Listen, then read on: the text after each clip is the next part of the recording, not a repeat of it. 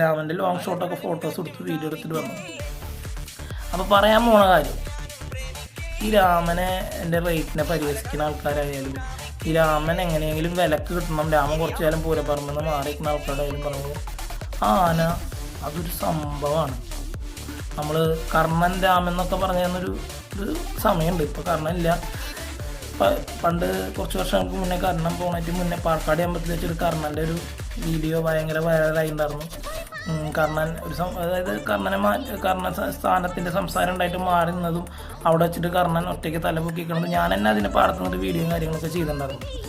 അതേപോലെ രാമൻ എഫക്റ്റ് അതൊരു അതായത് ഒതുങ്ങി നിന്ന് ഒരു പൂരല്ല, അതേപോലെ തന്നെ വലിയ വലിയ പരിപാടി എന്നല്ലാണ്ട് ഒരു സാധാരണ ചുറ്റുവിളക്ക് വന്ന് അതിൽ ഹീറോ ആയി ഒരു നാട്ടുകാരെന്ന് പറഞ്ഞാൽ ചീരംകുളങ്ങാർ മാത്രമല്ല കുന്നംകുളം, ഗുരുവായൂർ, ചാവക്കാട് ഈ ന്യൂസ് അറിഞ്ഞ് പല സ്ഥലത്തുനിന്നും